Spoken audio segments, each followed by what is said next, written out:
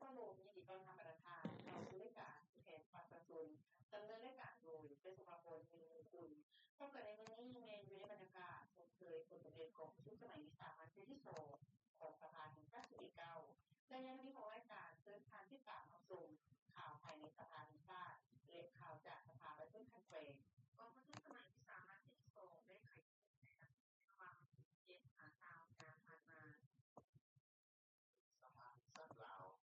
เจ้าภาพวงสุขกรรมการเป็นงานสมาชิกรัฐสภาซึ่งมวลชนสภาแห่งชาติในสภาประชุมเองในทางการก็สามารถ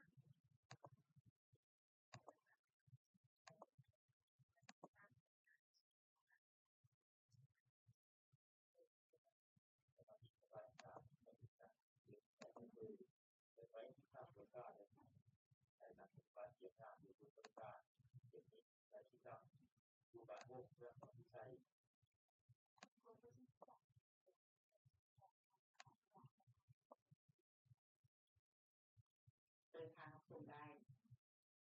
กองประชุมสมัยที่3ที่2ของสภาแห่งชาติ19ได้ไขสัญญาเป็นทางการในตอนเช้าวันจันทร์ที่17มีนาคมมา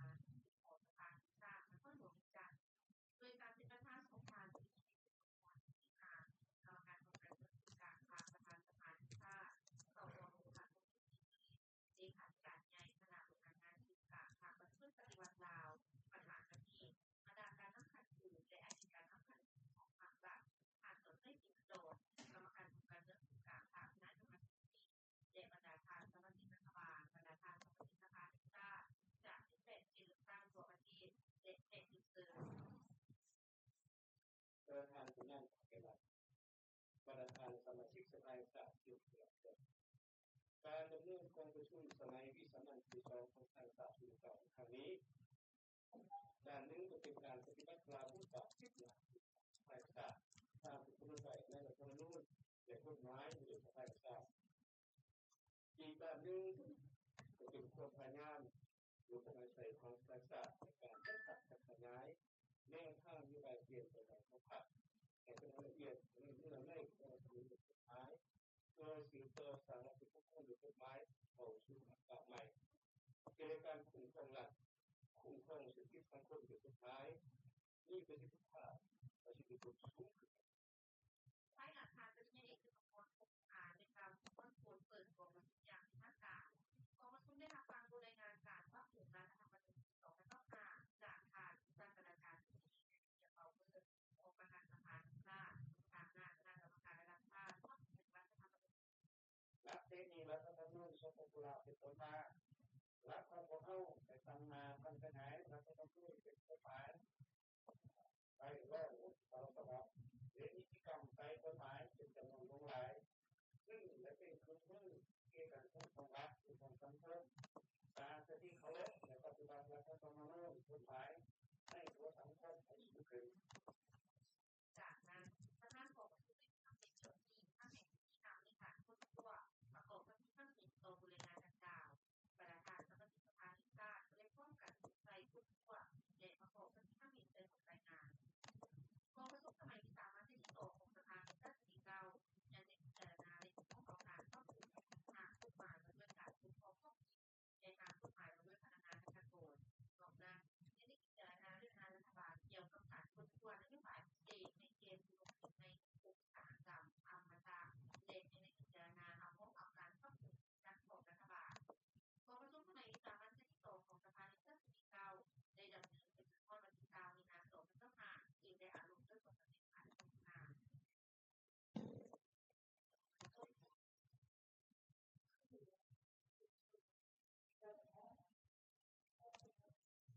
กองประชุมคณะกรรมการเรื่องงานรัฐสภาพระผู้บริหารได้ไขขึ้นที่นครหลวงจันทร์สปป.ลาวในวันที่2มีนาคม2565โดยการเป็นคณะร่วมของสภาชาติลาวและพลังผู้บริหารโดยมีผู้เข้าร่วมจากคณะผู้แทนรัฐสภา65ทางจาก10ประเทศพร้อมด้วยคณะเลขาธิการและศูนย์รัฐสภาอาเซียนได้กองประชุมคณะศูนย์ความชัยจักรของประธานสภาชาติลาวได้เน้นหนักถึงบรรดาสินค้า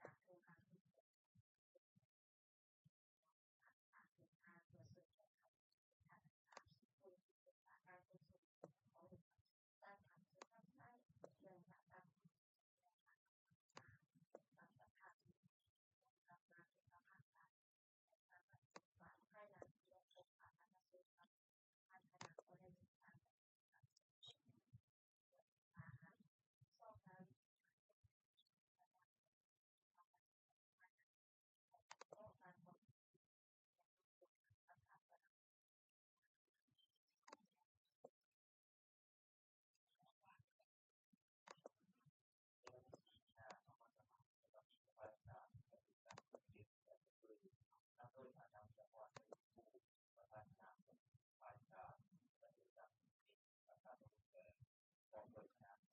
ปัญหาและการเก็บและตัวแทนที่ทำเรื่องในกรณีที่ผู้กล้าอย่างอันดับที่ว่าเกียรติหน้าคือผู้กล้าแต่ที่ต้องดูบางพวกเรื่องที่ใส่ที่จะทางตั้งงานจากตามแต่ความเกี่ยวของวง